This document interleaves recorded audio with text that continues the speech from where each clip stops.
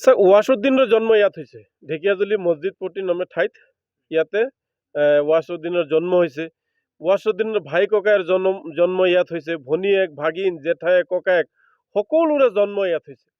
গতিকে ইয়াতে জন্ম হোৱা মানুহজন কেনেকৈ বিদেশী হ'ব?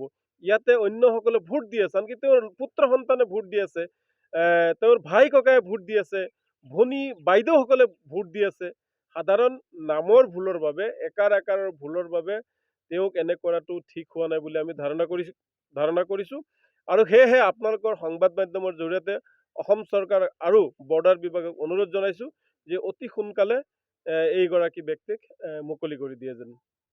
নাই চাওক, এতিয়া আমিও এই বিষয়টো নাজানো আৰু পৰিয়ালৰ লোকেও এই বিষয়টো নাজানে। আমি কিছুদিন আগতে সামাজিক মাধ্যমত এটা ভিডিঅ' দেখিবলৈ পাইছিলোঁ আৰু সেই ভিডিঅ'টো আছিলে বাংলাদেশৰ। আৰু বাংলাদেশৰ কোনোবা ৰংপুৰ জিলা নে ক'ৰবাত এটা জিলাত আছে, তাৰে মানুহ ভিডিঅ' কৰি সামাজিক মাধ্যমত মুকলি কৰি দিছিলে। গতিকে আমি এই ভিডিঅ'ৰ জৰিয়তে গম পাওঁ যে তেওঁ বাংলাদেশত আছিলে কিছুদিন পূৰ্বে। নাই, তেওঁকতো যি ন' মেন্স লেণ্ড এইটোত এৰি দিছিলে, সেইটো পূৰ্বে। গতিকে গোটেইখিনি মানুহ ঘূৰাই আনিছে নে আনা নাই, নে মানুহজন জীয়াই আছে নে নাই, এই বিষয়টো কিন্তু আমি বা পৰিয়ালৰ লোকে এতিয়ালৈকে জনা নাই। গতিকে এই বিষয়টো আমি জানিব লাগে আৰু বিভাগীয়ভাৱে অন্ততঃ পৰিয়ালৰ লোকক জনাব লাগে যে মানুহজন জীয়াই আছে বা ক'ৰবাত ডিটেনশ্যন কেম্পত আছে বা জেল কাৰাগাৰত আছে বা বাংলাদেশলৈ পঠিয়াই দিয়া হৈছে। গতিকে ইয়াৰ সত্যটো জানিব পাৰিলে অন্ততঃ পৰিয়ালৰ লোকে এটা সকাহ পায়। কি হয়? ওয়াসউদ্দিন মোৰ ডাঙৰ দাদা হয়, মই তাৰ সৰু ভাইটি হয়।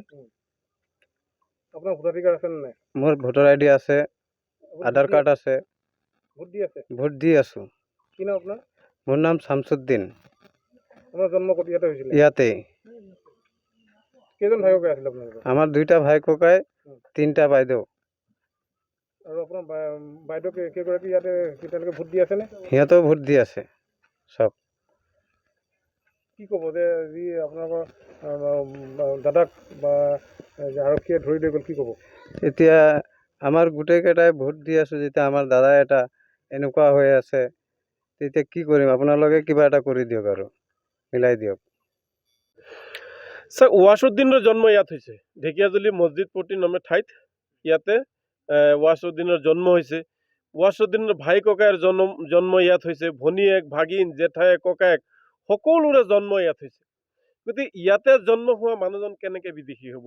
ইয়াতে অন্যসকলে ভোট দি আছে, আনকি তেওঁৰ পুত্ৰ সন্তানে ভোট দি আছে, তেওঁৰ ভাই ককায়ে ভোট দি আছে, ভনী বাইদেউসকলে ভোট দি আছে। সাধাৰণ নামৰ ভুলৰ বাবে, একাৰৰ ভুলৰ বাবে তেওঁক এনে কৰাটো ঠিক হোৱা নাই বুলি আমি ধাৰণা কৰিছোঁ। আৰু সেয়েহে আপোনালোকৰ সংবাদ মাধ্যমৰ জৰিয়তে অসম চৰকাৰ আৰু বৰ্ডাৰ বিভাগক অনুৰোধ জনাইছোঁ যে অতি সোনকালে এইগৰাকী ব্যক্তিক মুকলি কৰি দিয়ে যেন। নাই চাওক, এতিয়া আমিও এই বিষয়টো নাজানো আৰু পৰিয়ালৰ লোকেও এই বিষয়টো নাজানে। আমি কিছুদিন আগতে সামাজিক মাধ্যমত এটা ভিডিঅ' দেখিবলৈ পাইছিলোঁ আৰু সেই ভিডিঅ'টো আছিলে বাংলাদেশৰ। আৰু বাংলাদেশৰ কোনোবা ৰংপুৰ জিলা নে ক'ৰবাত এটা জিলাত আছে, তাৰে মানুহ ভিডিঅ' কৰি সামাজিক মাধ্যমত মুকলি কৰি দিছিলে। গতিকে আমি এই ভিডিঅ'ৰ জৰিয়তে গম পাওঁ যে তেওঁ বাংলাদেশত আছিলে কিছুদিন পূৰ্বে। নাই, তেওঁকতো যি ন' মেন্স লেণ্ড এইটোত এৰি দিছিলে, সেইটো পূৰ্বে। গতিকে গোটেইখিনি মানুহ ঘূৰাই আনিছে নে আনা নাই, নে মানুহজন জীয়াই আছে নে নাই, এই বিষয়টো কিন্তু আমি বা পৰিয়ালৰ লোকে এতিয়ালৈকে জনা নাই। গতিকে এই বিষয়টো আমি জানিব লাগে আৰু বিভাগীয়ভাৱে অন্ততঃ পৰিয়ালৰ লোকক জনাব লাগে যে মানুহজন জীয়াই আছে বা ক'ৰবাত ডিটেনশ্যন কেম্পত আছে বা জেল কাৰাগাৰত আছে বা বাংলাদেশলৈ পঠিয়াই দিয়া হৈছে। গতিকে ইয়াৰ সত্যটো জানিব পাৰিলে অন্ততঃ পৰিয়ালৰ লোকে এটা সকাহ পায়। কি হয়? ওয়াসউদ্দিন মোৰ ডাঙৰ দাদা হয়, মই তাৰ সৰু ভাইটি হয়। আপোনাৰ ভোটাধিকাৰ আছে নে নাই? মোৰ ভোটাৰ আইডি আছে, আধাৰ কাৰ্ড আছে। ভোট দি আছে? ভোট দি আছোঁ। কি নাম আপোনাৰ? মোৰ নাম শামছুদ্দিন। আপোনাৰ জন্ম ক'ত ইয়াতে হৈছিলে? ইয়াতেই। কেইজন ভাই ককাই আছিলে আপোনালোকৰ? আমাৰ 2টা ভাই ককাই, 3টা বাইদেউ। আৰু আপোনাৰ বাইদেউ কেইগৰাকী ইয়াতে তেওঁলোকে ভোট দি আছেনে? সিহঁতেও ভোট দি আছে চব। কি ক'ব যে যি আপোনালোকৰ দাদাক বা আৰক্ষীয়ে ধৰি লৈ গ'ল, কি ক'ব? এতিয়া আমাৰ গোটেইকেইটাই ভোট দি আছোঁ, যেতিয়া আমাৰ দাদা এটা এনেকুৱা হৈ আছে, তেতিয়া কি কৰিম? আপোনালোকে কিবা এটা কৰি দিয়ক আৰু মিলাই দিয়ক।